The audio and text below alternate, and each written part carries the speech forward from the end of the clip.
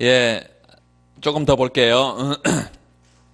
2013년 입법고시 일문 볼 텐데 174페이지 좀 보세요. 174페이지.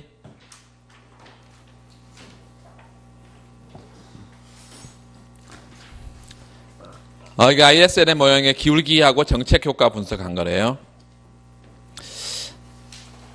지금 수준에서 여러분이 조금만 공부하면 충분히 풀 수 있는 문제입니다. 총 수요를 관리하는 재정정책과 토종화정책의 상대적 유연성 밑줄 긋고 재정정책, 통화정책 상대적 유효성, 이거에 대해서 고전학파와 케인작파의 견해, 그 다음에 새고전학파, 새케인작파의 견해들이 교과서에 다 나와 있어요.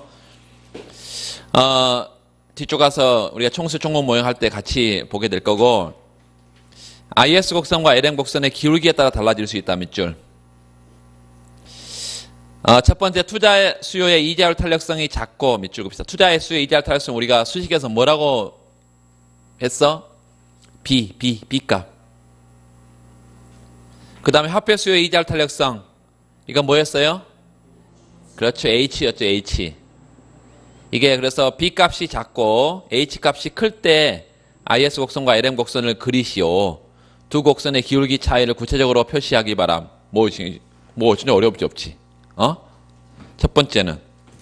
자, 첫 번째 한번 생각해 볼까요? 자, 이런 문제를 풀기 전에 먼저 IS 곡선, LM 곡선에 우리가 맨날 쓰는 수식을 써놔야 돼. 수식 쓰고, 그 다음에 기울기를 그래프 그리라 했으니까 그래프를 그리고, 그 다음에 그 기울기 차이를 좀 설명을 해주고, 케인지의 생각은 어떤지, 고전학파의 생각은 어떤지, 사실은 이 10점짜리면 원래는 여러분이 고시 답안지에 한 페이지를 써야 되는 것입니다. 10점이면. 근데 한 페이지 쓰면 처음에는 어떻게 한 페이지, 또 쓰고 또 한 페이지 100점짜리면 100페이지가 아니라 100점짜리면 10페이지 어떻게 다 쓰나 이렇게 고민할 텐데 나중에 공부량이 많아지면 어떻게 줄일까 이 고민을 또 해요. 그러니까 경제학은 그리고 분량이라는 게 크게 그렇게 중요하지 않아요. 양으로 승부하는 게 아니야. 답이 있으니까 그냥 답만 쓰면 돼. 답만 쓰면. 그러니까 10점짜리도 반 페이지만 써도 되고 보통 이제 그래서 8, 90점 이렇게 점수가 고득점 하는 친구들도 보면 2시간에 보통 20분 정도는 초안을 잡아요. 그러면 몇 분이 남죠? 100분. 100분이 남지. 100분이 남고 100분을 가지고 10분씩 할당을 해서 한 페이지씩 채우는 거예요. 그런데 이제 10분에 한 페이지를 쓰는 게 쉬운 일이 아니기 때문에 보통은 한 8페이지 정도 쓰면 충분히 80점, 90점을 맞습니다. 8페이지 정도. 근데 이제 우리가 공부를 많이 하게 되면 나중에 이제 그 페이지를 한 2문제 정도를 미리 예측하거나 아는 문제가 나오면 속도가 좀 빨라지면서 9페이지, 10페이지 가는 친구들도 있고 또 7페이지만 써도 고득점 한 친구들도 있고 그래요. 그러니까 양으로 승부하는 것은 아니야. 기본적으로 경제학은 답이 있어. 근데 이제 미시경제학은 훨씬 더 이제 간략하게 답만 쓰는 경우도 많지만 거시경제학은 똑같이 답이 있어도 체계적으로 논리적으로 이제 목차를 구성을 해야 돼. 거시경제학은 고득점을 합니다. 그래서 거시경제학 훨씬 더 여러분 답안 쓰는 게 목차가 중요하고 미시는 계산 문제든 어떤 문제든 그냥 답이 있으니까 답을 중심으로 쓰면 돼요. 여기서는 지금 ISLM에 관한 기울기에 관한 것이다. 그러니까 첫 번째는 그래프 그리라니까 그리기 쉬운데 IS와 LM의 수식을 딱 써주고 첫 번째 분석 모형 이렇게 하면서 저기 썼죠? 분석 모형 IS, LM 이렇게 이렇게 쓰면서 써주고 두 번째는 그래프를 그리라 했으니까 그래프 그리면 되겠지. 그래프를 그리면 돼. 그리고 이게 전부 다 첫 번째 설문 1이죠. 그래서 설문 1 이렇게 하면서 첫 번째는 분석 모형을 나는 ISLM 모형을 쓰겠다라고 하면 ISLM의 수식을 써주고 이거 수식이에요. 수식을 써주고 그리고 여기다가 가정을 추가해서 써줘. 가정을.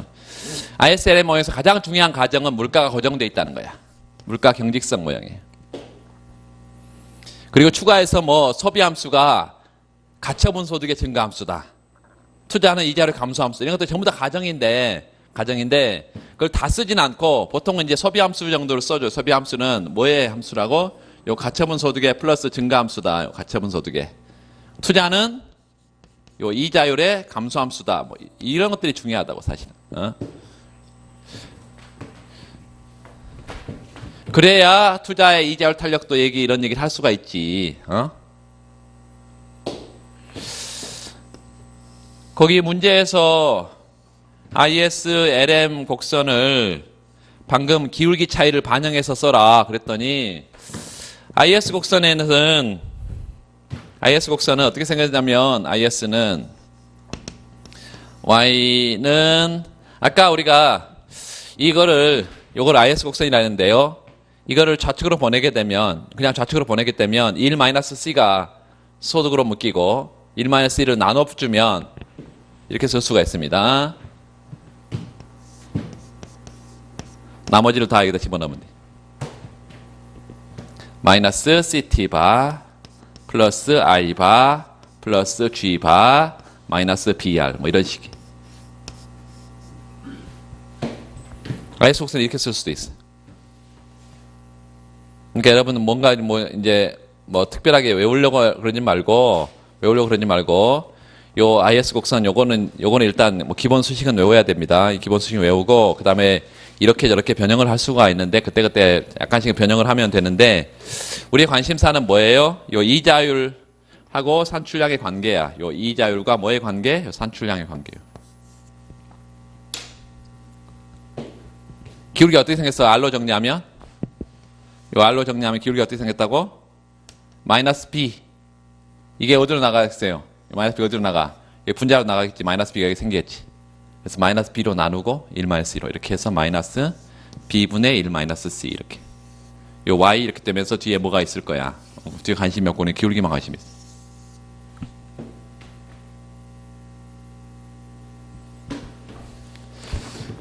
두 번째 LM 곡선이요. LM 곡선의 기울기는 우리 바로 쓸 수 있겠죠 이제. LM은 P분의 M 이퀄 KY 마이너스 HR 이건데요. 뭘로 정리했을 때? 요 R로 똑같이 정리했을 때 R 이퀄 H분의 KY 마이너스 H분의 1 P분의 M 바 이렇게 돼서 기울기가 이거라는 것을 먼저 뭐가 작다고? 투자 이자율 탄력성이 작다고. 그럼 투자가 이자율에 민감하지 않은 거니까 아까 생각하는 우리가 케인즈가 생각했던 애니멀 스피리트 그 상황인 거죠. 그러니까 가팔라.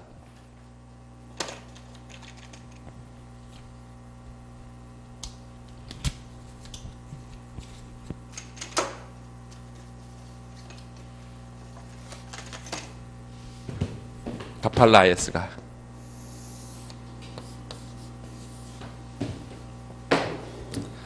두 번째 H는 여기 있잖아요. 그래서 요 B가 작고 얘는 지금 크고 지금 이런 상황이었어 문제에서. 투자 이자율 탄력성은 작고 화폐 수요의 이자율 탄력성은 크고. 그러니까 요 전체 값은 어때요? 작아지겠지.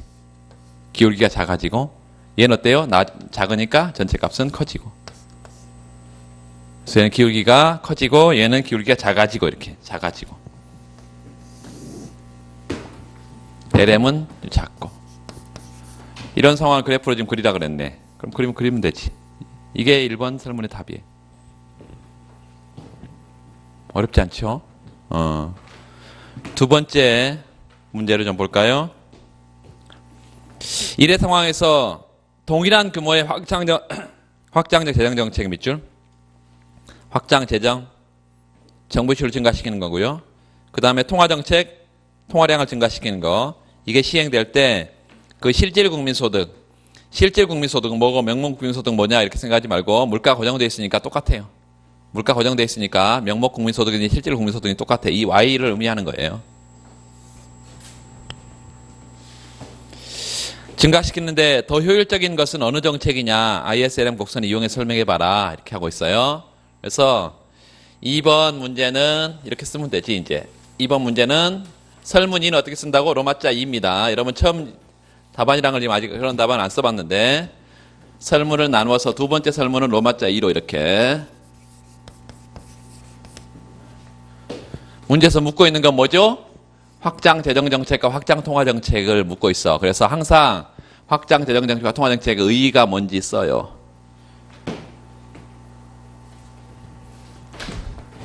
정부 지출 증가를 통해서 혹은 통화량의 팽창을 통해서 어디에 영향을 주려는 거 아니에요? 결국은 요 소득에 확장적인 효과를 가지려고 하는 거지. 이게 실물 경제에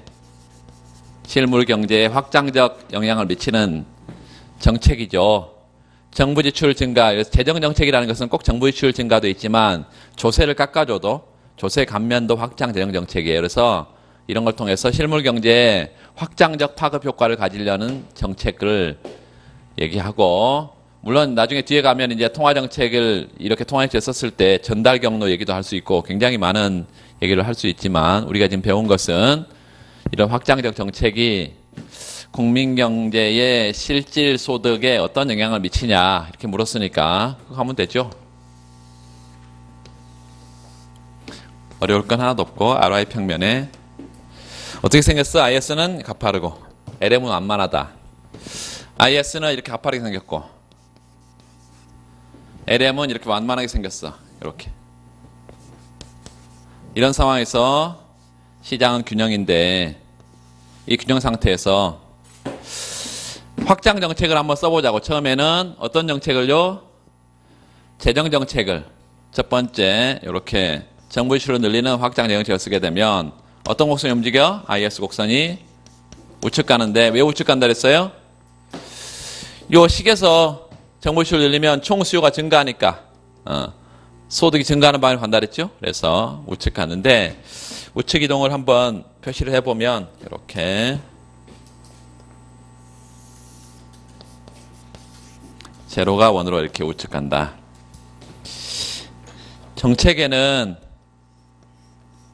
얼마나 정책을 크게 쓰느냐가 이게 굉장히 중요한데, 거긴 일의 상황에서 동일한 규모의 거기다 매치고 있고, 동일한 규모. 그러니까 재정정책과 통화정책을 똑같이 크기로 써야지 효과를 비교할 수가 있지. 효과를 하나는 크게 쓰고 작게 쓰면 당연히 그걸 비교한다는 게 말이 안 되죠. 그래서 이 수평의 이동폭을 똑같이 잡아놔. 재정정책의 크기예요, 이게.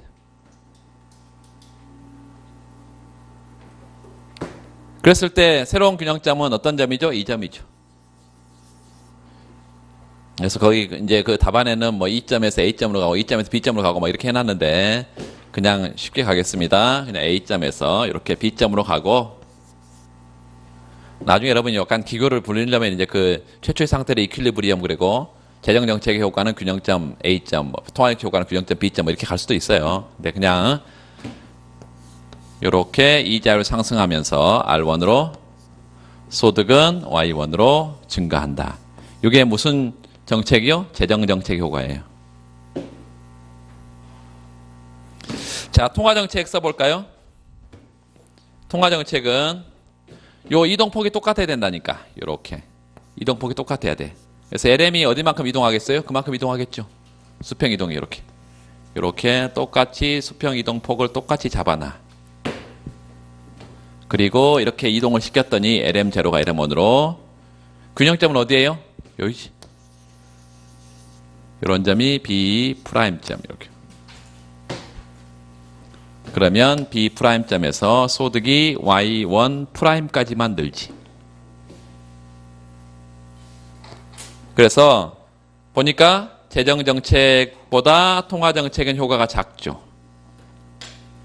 답이 나왔어. 뭐가 상대적으로 더 효율적이라고? 재정정책이 더 효율적이다. 그렇죠? 여러분 수준에서 충분히 풀 수 있는 문제야, 이런 거는. 이제 연습만 안 해봤을 뿐이지. 자, 그래프를 그리시고, 그 다음에 3번에는 일의 상황에서 확장적인 두 정책이, 그 밑줄 그세요. 실질 국민소득 증대 효과에 차이가 있는데 그 차이가 나는 이유를 설명해봐라. 그 예시답안 뒤에 넘어가서 보면 경제주체 행위에서 첫 번째, IS 곡선의 기울기가 가파르다. 밑줄. IS 곡선의 기울기가 가파르다. 이것은 투자 이자율 탄력성이 크다 작다? 작다는 것을 의미하고 소비자들의 한계 소비 성향이 작음을 의미한다. 이건 이제 문제에서 묻지 않았지만 여기에요. 얘도 작고 얘도 작으면 얘는 커진다 그랬잖아. 그렇죠. 요 C도 작아도 얘 커지지 전체적으로. 따라서 그런 상황에서 투자 이자 탄력성이 작고 소비 성향이 작음을 의미한다. 두 번째, 화폐 시장의 LM 곡선의 기울기가 완만하죠. 완만한 이유는 거기 화폐 수요의 이자 탄력도가 크거나 문제에서 줬어. 또 어떤 경우도요. 소득 탄력도가 작아도 그렇지. 그래서 문제에서 주지 않은 상황도 그 IS 곡선과 LM 곡선의 기울기에 그런 영향을 주고 있죠. 그래서 그것도 우리가 확인을 더 해서 요게 작아도 얘도 작아도 이렇게 전부 다 방향이 같은 방향이기 때문에 그런 상황에서 ISLM의 기울기가 그렇게 나타난다는 것이고 정책 효과 분석에서 재정 정책의 경우 밑줄 그세요. 정부 지출을 늘리게 되면 승수 효과에 의해서 정부 지출의 승수배만큼 정책 규모라는 것은 소득입니다. 증가하는데 승수는 소비자들의 연쇄적인 소비 행위로 인해서 증폭이 된다. 이게 멀티플라이 그 말이에요. 증폭된다. 이때 소득이 변할 때 화폐 수요 이자 탄력도가 큰 LM 곡선에 의해서는 밑줄 경제 주체들이 화폐 수요를 크게 늘리게 되고 따라서 결과적으로 A점에서 균형이 이루어지고 그 A점 잠깐만요. 그거 잘못됐네. 뭘 바꿀까요? 그 밑에 설명 부분을 B점으로 바꾸세요. 설명 부분을. 그래프는 그대로 놔두고 설명 부분을 B점으로 바꿔요. 그 다음에 그 밑에 통화정책에는 균형을 A점으로 바꾸고. 그래서 통화정책 읽어보면 통화정책의 경우 통화공급이 재정정책과 동일한 규모만큼 늘어날 때 수평이동폭을 잡아놨어요. 그 그래프에 보세요. E하고 G 사이를 양쪽 화살표로 표시를 해서 EG 양쪽 화살표 표시해서 그 수평 이동폭을 똑같다고 잡아놨어 지금. 그랬을 때 재화시장의 이자율 탄력도가 작아서 이자율 변화에 따른 소득 변동폭이 작다 이랬고 균형은 A점에서 이루어지고 작은 규모의 산출량 변동을 가져온다. 여러분이 충분히 그냥 읽으면 이해할 수 있는 이런 아주 단순한 문제인데 이 최근까지 이렇게 기울기에 관한 문제들이 계속 나온다 이것입니다. 기울기에 관한 문제들이. 그래서 ISLM 곡선의 기울기 우리가 지난번에 했던데 그대로 생각하면 되고 또 우리가 보았던 것을 볼 텐데 어떤 것이 있냐면 조금 뒤쪽으로 넘어가서 521페이지를 좀 보세요. 521페이지. 521페이지. 이것도 전체 문제는 복잡한데 일단 문제를 좀 읽어보면 거시경제 현상을 바라보는 시각은 고전학파와 케인즈 학파로 나눌 수 있다. 그러나 기존의 ISLM 분석들은 밑줄. 기존의 ISLM이라는 것이 있으면 또 새로운 ISLM도 있냐. 이게 기존의 ISLM이 전통적인 ISLM이고요. 이 ISLM에다가 이제 기대가 첨가된 ISLM이라는 게 또 있습니다. 나중에 인플레이션 실업 이론에서 해. 기대가 첨가된 ISLM이 있어. 이건 그러니까 기대가 첨가되지 않는 단순한 형태의 물가 고정의 ISLM이에요. 물가 고정의 ISLM. 그래서 우리가 배운 ISLM이라고 생각하면 되겠어요. 이건 특정적이라는 비판을 받고 있다. 그 특정적 밑줄 긋고 이게 루카스 비판에서 나오는 단어입니다. 끌어내서 루카스 비판. 루카스가 기존의 ISLM 모형에 대해서 비판을 했는데 어떤 비판을 했다고? 루카스가 합리적 기대를 도입하지 않았다라는 비판이에요. 합리적 기대를 도입하지 않는 게 왜 문제냐? 기존의 ISLM에서 우리가 생각하는 요 한계 소비 성향 C, 뭐 투자의 이자 탄력도 B 이런 것들이 다른 정책에서 영향을 받도록 구성을 해야 되는데 고정된 값으로 봤다 이것입니다. 이거를 특정적이다 이렇게 비판했다. 특정적이란 말은 임의적으로 정한 거다. 이걸 영어로 에드학 매너다 이렇게 해요. 에드학 매너다.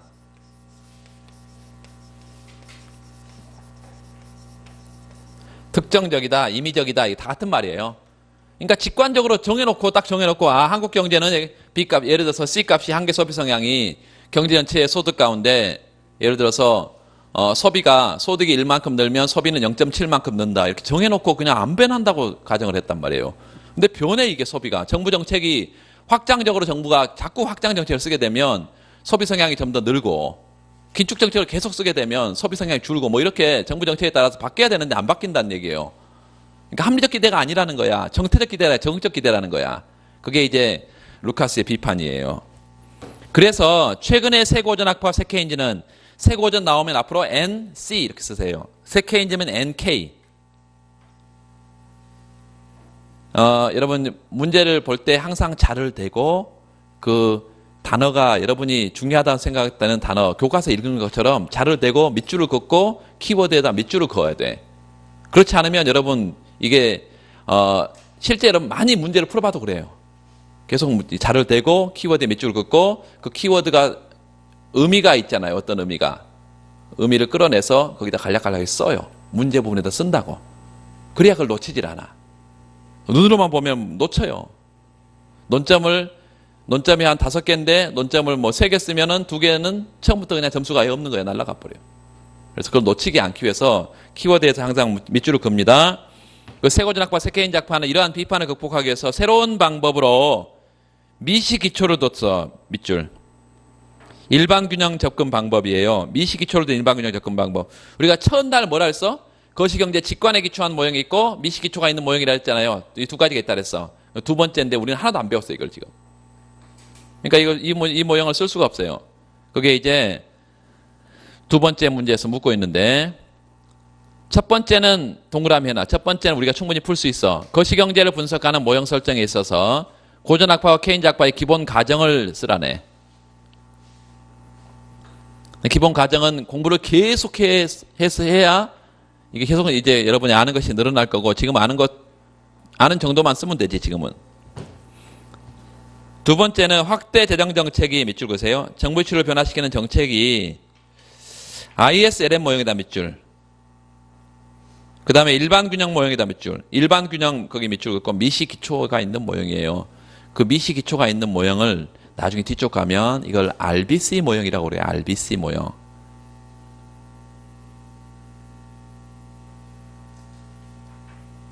나중에 경기 변동론에서 하게 돼요. 근데 이건 하나도 안 했기 때문에 여러분 할 수 없어. 지금은 1번 설문을 보려고 그래요. 1번. 자, 뒤에 넘어가 보세요. 예시답안을. 지난번에 우리 3장에서 고전학파와 케인즈의 그 가정이 거시경제 직관에 기초한 모형 기본 가정을 다 배웠는데 그걸 요약한 것입니다. 그걸 그대로 요약해놨어요, 여러분. 실제 답안 분량보다 훨씬 많아 양이. 요약해놨어 그거를. 그러니까 이걸 읽으세요. 교과서 내용을 이렇게 돼 있는데 그 부분을 이렇게 요약할 수 있구나. 고전학파의 가정에서 균형 국민 소득 결정에다가 밑줄 긋고 y equal yn 돼 있는데요. 이yn이라는 게 뭐다? 완전 고용 수준, 완전 고용 산출량. 옆에 써놓고 고전학파는 국민 소득이 완전 고용 수준에서 결정된다. 그리고 거기 내려가 보면 어떤 단어를 찾아야 돼? 쭉 보면서 어떤 단어를 찾아야 돼요? 물가가 신축적이다. 가격 변수 매우 신축적. 그리고 세이의 법칙이 나와야지. 세이의 법칙. 공급이 수요를 창출하고 그 공급 수준에서 균형 국민 소득이 결정됩니다. 자, 물가 수준의 결정. 지난번 다 봤죠? MV equal PY야. 화폐 수량설. 고전학파의 물가 이론이라 했습니다. 뭐가 주어져 있고? V 화폐 유통 속도 주어져 있고, 산출량 Y 완전고용 수준에서 주어져 있고, 그럼 통화량이 변하면 물가가 변하는, 물가의 원인은 통화량인, 제일 뒤에 따라서 물가 P와 통화량 M, 이게 비례하는 모형이 구성된다. 물가 결정. 그 다음에 아까도 봤지만 이자율 결정은 대부자금설. 대부자금을 거기 SR, IR 이렇게 밑줄 긋고 저축과 투자가 일치하는 수준에서 이자율 결정된다. 정부는 어디 갔냐? 정부부는 추가로 우리가 필요할 때만 씁니다. 필요할 때만. 안 그러면 정부부는 우리가 뒤에 G-T가 뒤에 붙어 있었잖아. G하고 T가 같으면 제로지. 그래서 균형 재정을 가정해서 그냥 없애버려요. 정부가 우리가 필요할 때만 갖다 왔습니다. 케인즈 학파의 결정, 거의 균형 국민소득 결정에 총 공급과 총 수요가 일치해야 균형 국민소득이 결정됩니다. 그런데 공급이 수요를 가져오는 게 아니라 수요가 공급을 가져오고, 그게 밑에 뭐라고 나와 있어? 유효 수요 이론을 찾아야 되겠지. 그리고 물가의 경직성 그거 찾아야 되고, 물가 경직성, 유효 수요 이론, 그런 두 단어들이 나와야 돼. 그러니까 실제로 답안을 읽을 때 선생님들이 뭘 찾겠어요? 그런 단어를 찾지 일일이 여러분이 써놓은 걸 다 읽질 않아. 한 페이지를 요 답안지 한 페이지를 보는데 3초도 안 걸려요. 제가 봐도 한 3초도 안 걸려. 여러분들 나중에 답안을 많이 쓰게 되면 옆 사람이 써놓은 답안지를 보면 금방 볼 수가 있어요. 이게 몇 점 되냐, 60점 되냐, 70점 되냐, 꽈락이냐, 딱 10점대로 분류를 딱 한 다음에 바로 점수를 쓰면 51점이 49점으로 1, 2점 왔다 갔다 하나요? 안 해. 그 점수대에서 움직여요. 그 점수대에서 10점대 그 안에서 움직여요. 그러니까 답안을 이거 보는데 금방, 그 많은 답안을 언제 다 봐. 그 여름날 더운 날, 그 여름 더운 날 교수님이 앉아가지고 연구실에 앉아가지고 몇백 불을 그냥 갖다 놓고 그러니까 그 쉬운 일 아니에요. 그래서 보는데 뭐 그런 얘기도 농담 얘기하죠. 하도 스트레스를 받으면 밖에 나가서 이제 테니스를 한번 치고 와서 점수 그 채점할 때 하고, 스트레스 엄청 받을 때 채점할 때하고 점수가 다르다 뭐 이런 얘기도 하고 그러는데 하여튼 여러분이 그 답안 스킬에 대해서는 앞으로 계속 할 거고, 처음부터 약간씩은 여러분 그런 얘기들을 자꾸 들어줘야 공부를 할 때도 항상 답안에 쓸 수 있는 거는, 지금은 그렇지 않습니다. 지금은 다 해야 돼. 무조건 다 해야 되는데, 나중에 조금 이제 지나가 되면 답안에 쓸 수 있는 거는 열심히 공부하고, 쓸 수 없는 거는 버려버리고, 뭐 이렇게 나중에 하게 됩니다. 자, 거기 두 번째 물가는 어떻게 결정되냐면, 물가는 이 케인즈 학파의 물가는 인플레이션 갭, 디플레이션 갭, 요 개념을 알아야 돼. 인플레 갭, 디플레 갭. 2015년 외무고시 외교원 문제를 보면 그게 물어봤어요. 아주 간단한 문제인데 물어봤어. 조금 이따 한번 봐볼 거고. 인플레이션은, 케인즈 학파에 따르면 경제 인플레이션은 재화나 서비스에 대한 총수요에다 미치고, 총수요 동그라미. 총수요가 공급을 결정해. 그런데 총수요가 뭘 넘어서면, 경제 전체의 생산 능력을 초과하면, 그 생산 능력은 뭘로 나타나? 잠재 산출량으로 나타나지. Y스타로. 그걸 넘어서면 인플레이션이 발생해요. 그거에 못 미치면 뭐가 발생한다고? 디플레이션이 발생해. 인플레이션은 물가 상승, 디플레이션은 물가 하락. 따라서 케인즈는 총수요 조정을 통해서 물가가 조정 가능하다 이렇게 말한다. 이자율 결정은 땡땡하고 뭐라고요? 유동성 선호설. 유동성 선호설. 저 밑에 있죠? 유동성 선호설.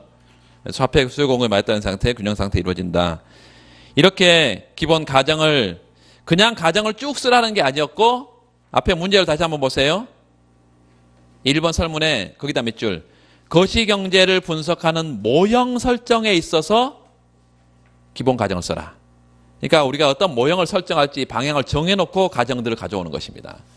그 가장 중요한 모형이 거시경제 직관에 기초한 모형의 완결편은 뭐라 그랬어? ADAS라 그랬잖아요. 그 ADAS 모형을 나는 설정하겠다라고 이렇게 마음을 먹고 그 기초가 되는 시장별로 가정들을 다 가져온 거야.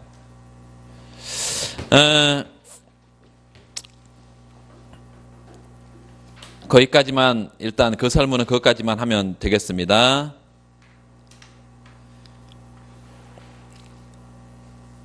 그리고 그 3번 설문에 보면, 3번 설문에 최근 한국 경제에서 증세에 대한 논의가 활발히 이루어지고 있다.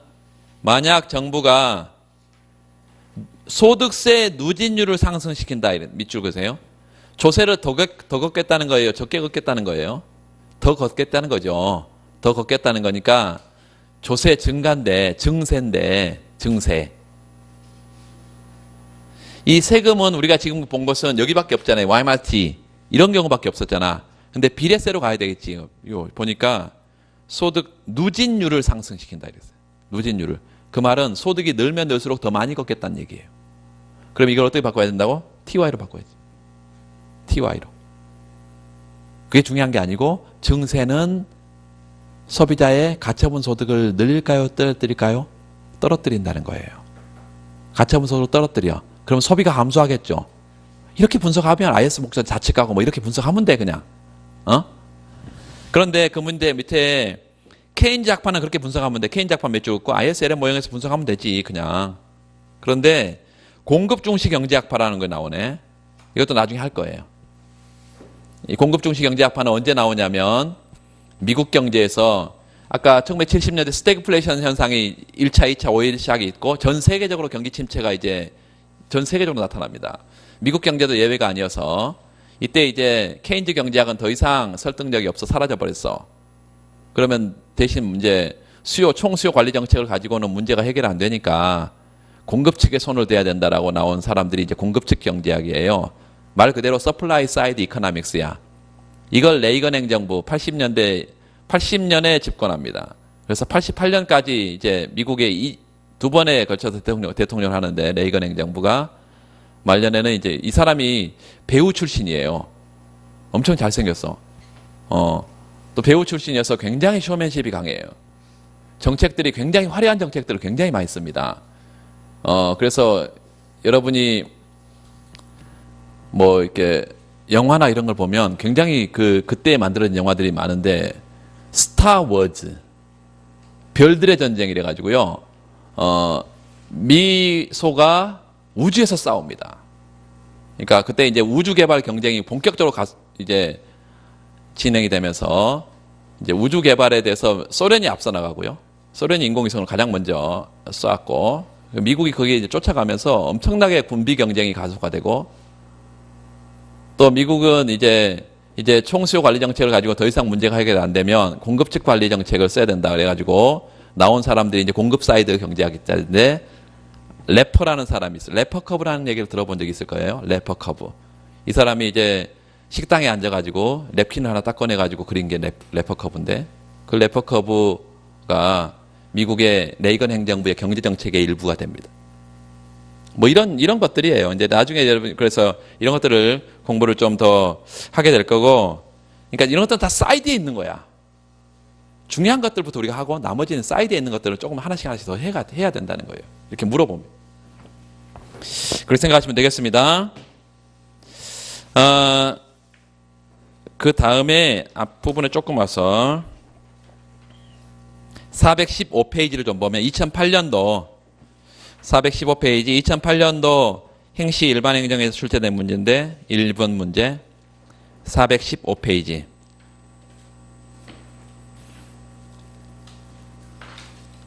정부 부채에 관한 전통적인 견해와 리카디안 견해가 있다. 이렇게 문제가 어느 한 장에서 나오지 않고 여러 장에 걸쳐 있는 모형들을 비교하는 문제들이 자꾸 나온다 이거예요. 그러니까 각각의 장들의 내용들을 우리가 좀 숙지하고 나중에는 이제 비교하는 문제들을 중심으로 연습을 합니다. 이거 뭐 그 시험장 가서 이걸 이런 문제도 낼 수 있네 이게 아니라 이미 다 우리가 각 장도 공부를 하고 그걸 비교하는 문제들 다 연습을 미리 다 해. 그러니까 고민 안 해도 돼요. 여러분 다 보게 될 거예요. 그 전통적인 견해는 뭘까요? 그러면 리카디안 견해와 다른 견해겠죠. 리카디안 견해 우리가 하나도 안 했어. 뒤에 가서 할 거야. 이게 미시기초가 있는 모양이에요. 리카디안 견해 밑줄을 긋고 리카디안 견해 밑줄 긋고 미시기초가 있는 모형이라고.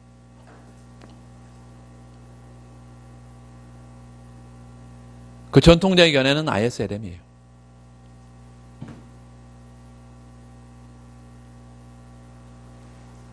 정부가 100억을 걷었는데 120억을 썼어.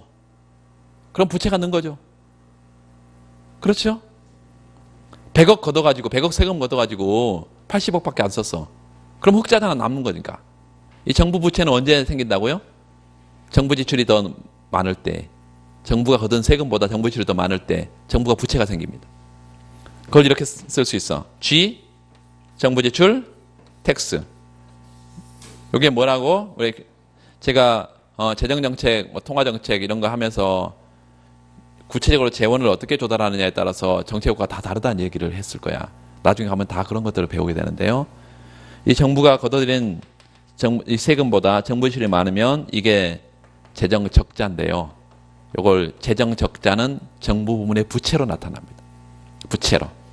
그러니까 얘가 늘 때 재정적자가 나타난다는 거예요. 얘가 늘 때 재정적자가 나타난다는 거야. 정부가 많이 쓰면 재정적자가 나타나. 그 정부 부채가 느는 경우는 언제라고요? 정부 지출을 늘리고 세금을 적게 가는 경우. 이런 경우가 재정적자, 정부 부채야. 자, 일단 봅시다. 폐쇄경제에서 밑줄 긋고 제일 저기 3번 문제 보니까 개방경제라고 소국개방경제. 이 소국개방경제 이거는 ISLMPP 안 했어요. 이건 개방경제 모형이니까. 그 폐쇄경제 밑줄 긋고 그 조세삭감에 따른 정부 부채 증가가 밑줄 긋고 조세삭감, 조세감면정책 써놔. 조세감면정책.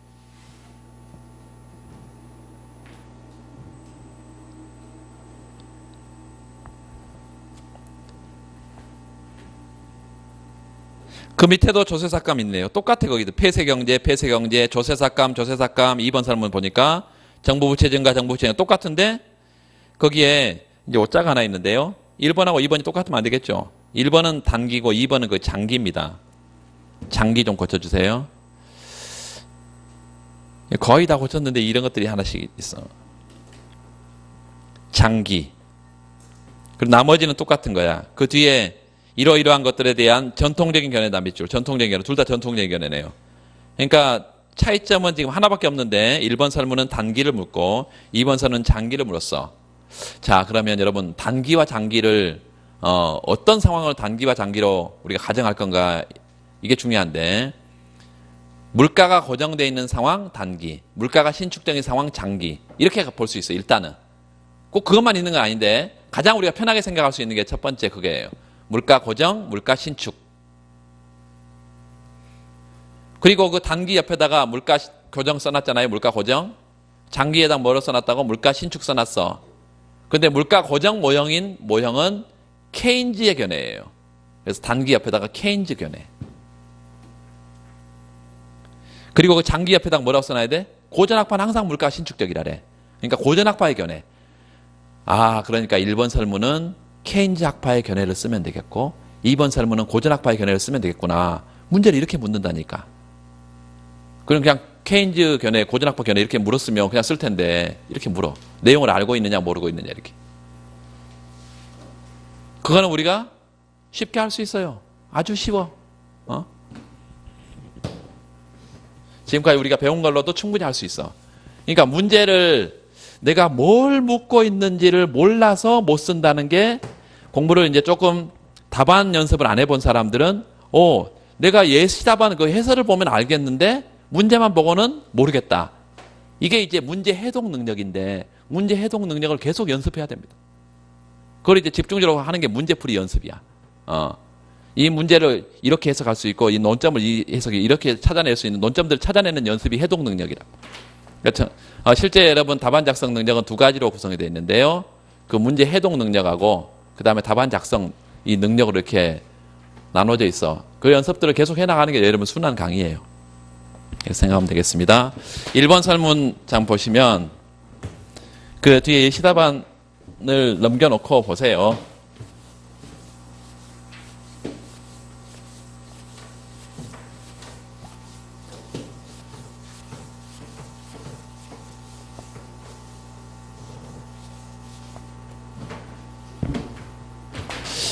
자, 첫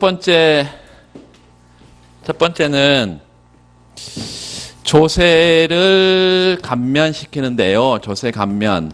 이거에 따라서 정부 부채는 늘 것이고 정부 부채가 뭐 하는데 증가하는데 조세 감면에 따라서 정부 부채 증가를 단기에 물가가 고정되어 있는 상황에서 효과를 분석해봐라. 지금 이거죠. 물론 이제 구체적으로 답안 작성하는 그런 방식으로 하는 게 아니라 답만 잠깐 보겠습니다. 답만. 요 RI 평면에 IS는 이렇게 생겼고요. LM은 이렇게 생겼어. IS와 LM이 맞아 떨어지면 상품 화폐가 동시에 균형 상태, 균형 이자율, 균형 산출량 이렇게 결정될 거야. 요 조세 감면 정책을 쓰면 조세가 어디 들어있어? IS 곡선에 들어있어? LM 곡선에 들어있어요? IS 곡선에 들어있으니까 IS 곡선 이동시키겠지 뭐. 그렇죠. 그래서 IS 곡선이 어떻게 생겼어? Y equal C Y 마이너스 T 가처분 소득의 플러스 증가함수야. 투자는 이자율 감소함수야. 정부 지출은 외생으로 이렇게 주어져 있어. 조세를 깎아주면 가처분 소득은 증가하면서 소비가 증가하겠죠. 이 소비가 증가하면 총 수요가 증가하니까 소득이 늘어야 요 이퀄이 균형이 성립하겠지. 그래서 IS가 소득이 증가하는 방향으로 간다. 조세 감면은 IS 곡선을 우측으로 이동시켜 이렇게. 문제에서 뭐 물었어요? 뭐 물었어? 이자를 물었나요? 이자를 물었어요? 소득 물었어? 투자 물었어요? 그 얘기 설명하면 되지 뭐. 이자율 어떻게 돼? 소득 어떻게 돼? 투자는 이자를 감소함수니까 이게 답이야. 이거 답이야 이게. 그 답을 이제 그럴듯하게 도표를 그려가지고 설명을 해줘요. 도표를 어떻게 그려줘? 도표를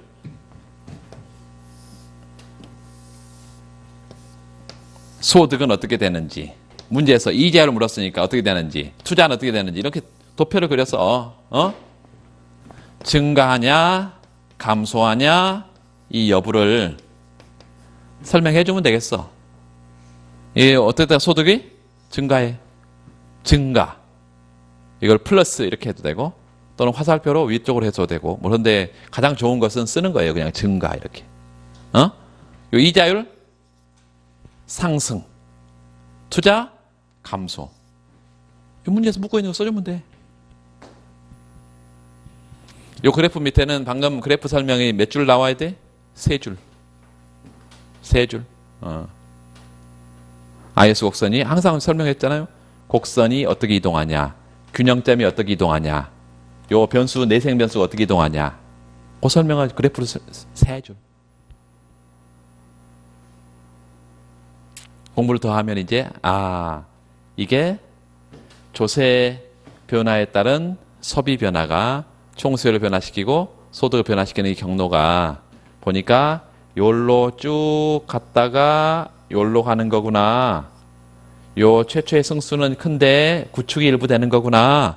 그러면 승수 효과와 구축 효과 얘기를 좀 추가로 해주는 거지.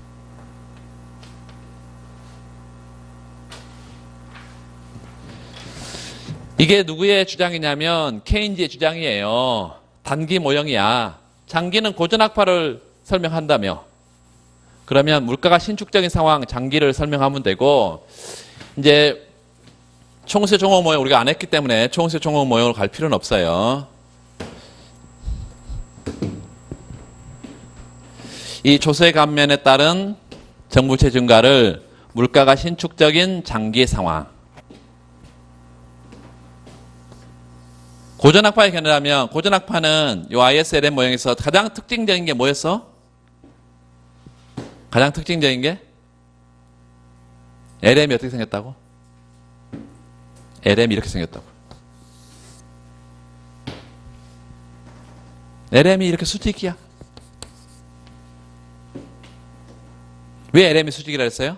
이자율의 전혀 영향을 받지 않는 뭐 때문에? 화폐 수요 때문에. 화폐 수량설. 그랬잖아요? 화폐 수량설 MV equal PY에서 화폐 수요가 머니 디맨드, 화폐 수요가 V분의 1 PY 이렇게 해서 요 명목 소득에 의해서만 결정되지 이자율이 전혀 들어있지 않잖아 저기. IS 곡선이 이렇게 생겼어. IS 곡선이.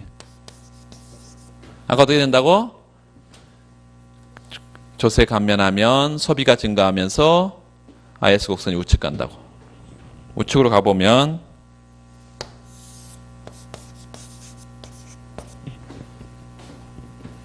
이자율은 어떻게 돼요? 문제에서 물었네. 올라가네요. 소득은 어떻게 돼요? 변화가 없네요. 이자율 상승하니까 투자는 어떻게 됐어? 감소하겠죠. 요 세 가지 물었어. 그 대답해 주면 되지 뭐.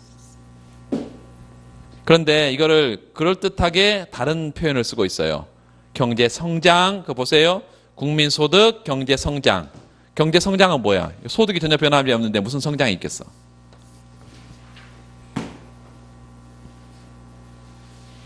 요 국민소득 변화 없어요. 그래서 이 단기에 여기서 핵심은 뭐예요?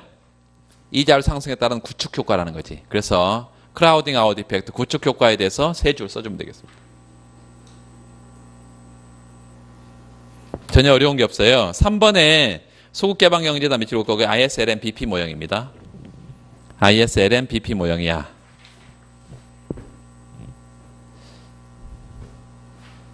그 다음에 4번은 복잡하게 되어 있는데 리카도 대등정리입니다. 써놔 거기다 리카도 대등정리.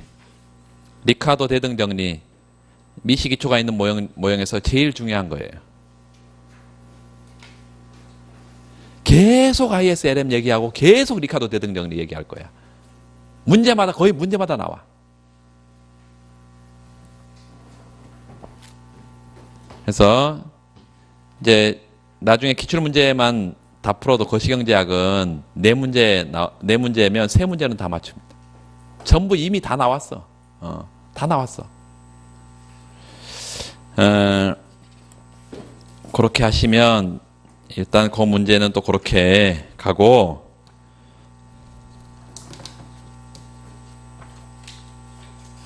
그러면 거시경제학의 문제는 또 어떻게 진행된다는 거 우리가 기본적인 내용들은 다 했고 2015년 외시 사문 정도 한번 잠깐만 확인해 볼까요? 2015년 외시 사문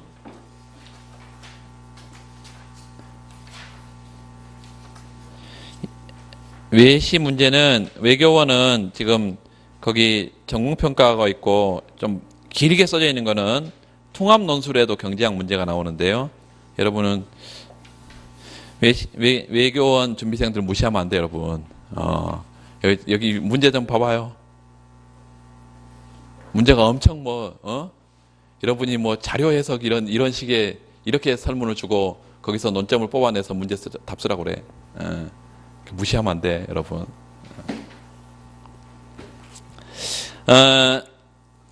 37페이지를 보세요. 37페이지.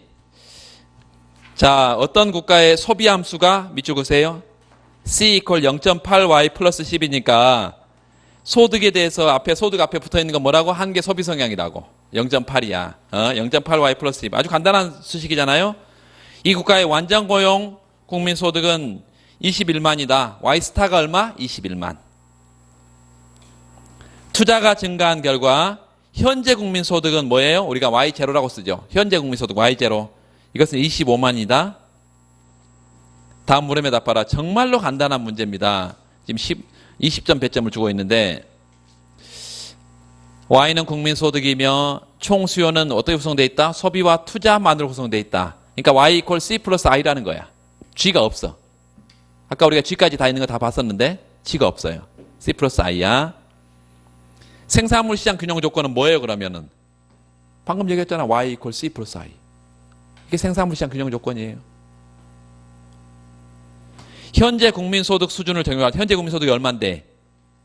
얼마? 25만이라고 나와 있잖아, 위에. Y0. Y0가 25만일 때 투자액을 구해봐라. 아무것도 아니잖아요?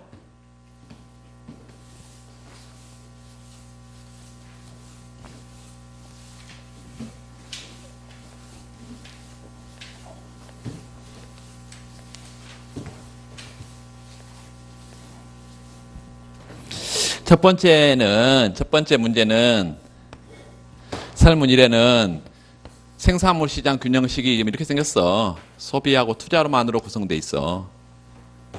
그리고 소비 줬잖아요, 소비 함수를. 그대로 집어넣으면 되지 뭐. 요 y 이퀄 소비 함수를 줬어. 0.8y 플러스 10 이렇게 줬어. 그럼 그래서 쓰면 되지 그냥. 0.8y 플러스 10. 요게 소비 함수야. 자, 투자는 뭔지 모르는데 지금 투자를 구하라고 그랬잖아, 지금. 그쵸? 현재 국민 소득 수준에서 적용할 때 투자액을 구해봐라. 자, 이거 정리를 좀 하면 넘어가면 뭐예요? 0.2y 이퀄 0.2y 마이너스 10 이퀄 투자잖아. 이걸 구하라는데 y를 뭘 집어넣으면 y가 25만을 집어넣으면 뭐 이 얘기잖아 지금. 그럼 투자 뭐 구할 수 있지. 뭐 이건 산수지.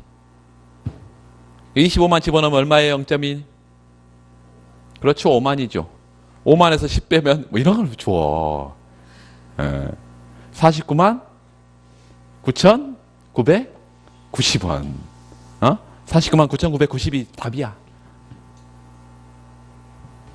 두 번째, 1에서 구한 투자액을 적용해서 투자는 49만 9,990. 49만 아니라 49,000. 5만이니까 49,000. 49,990. 이렇게 완전고용 국민소득은 주어져 있잖아요. 얼마? 21만 주어져 있어. 거기서 총 수요를 구해봐라. 구하면 되지 뭐. AD는 두 번째는 AD 총 수요는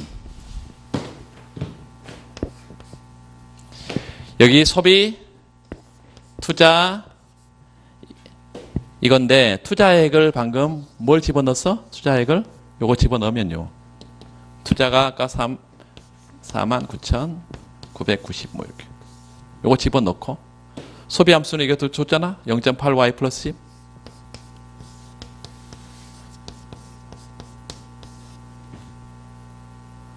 여기는 뭘 집어넣으라 했어요. 여기는 y는. 거기 뭐라고 했어요? 설문에? 설문 뭐라 했어? 완전고용?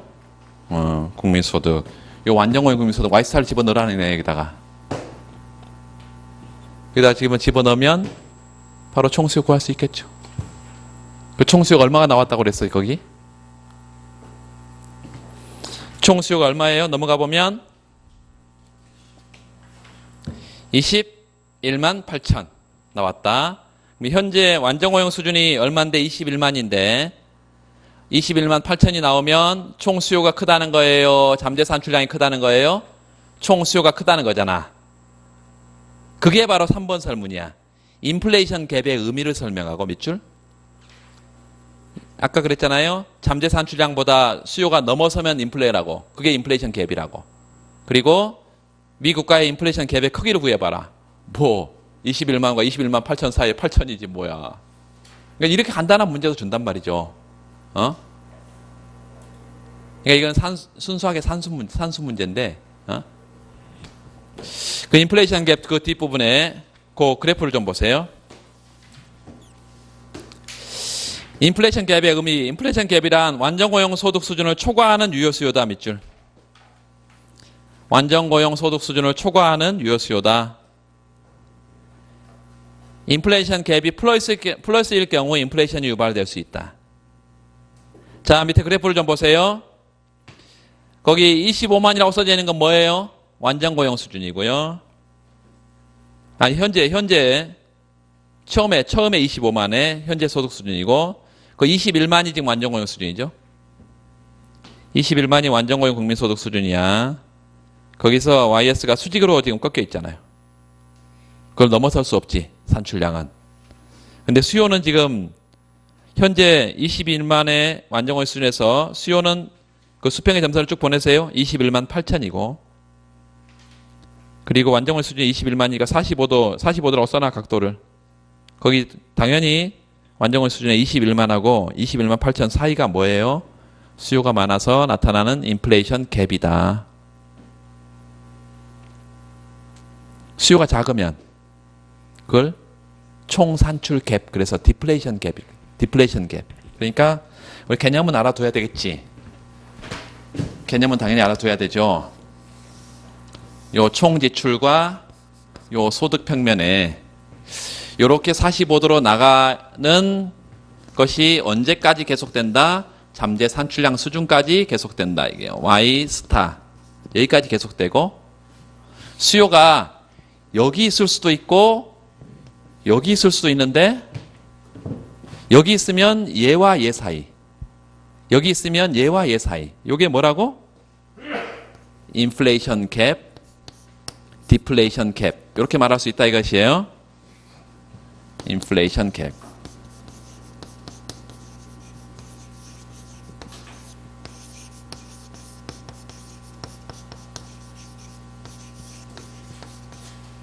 그래서 인플레 갭과 디플레 갭 뭘 알아야 돼? Y 스타를 알아야지. 그래야 수요와 차이를 우리가 그 사이를 총 산출 갭, 인플레 갭 이렇게 말한다.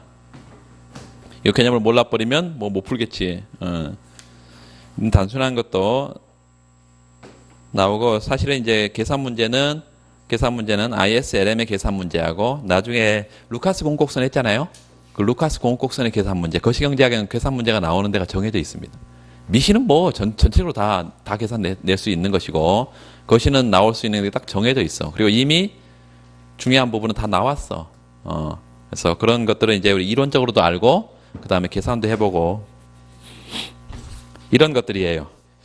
자, 그래서 뭐 기본적인 여러분 거시경제학의 문제들은 일단 형식이 어떤 장에서만 나오는 게 아니라 이렇게 단순한 문제도 있지만 장에서 나오는 게 아니라 여러 장에 걸쳐서 나오는데 그 기본적인 내용들을 정리하면 나중에 이것들을 어떤 이론하고 어떤 이론을 비교하는지는 정해져 있다고. 이미 기출이 엄청 많기 때문에 다 정해져 있어. 그런 문제들은 문제풀이에서 따로 하게 될 겁니다. 자, 오늘 여기까지 하겠습니다. 예, 수고하셨습니다.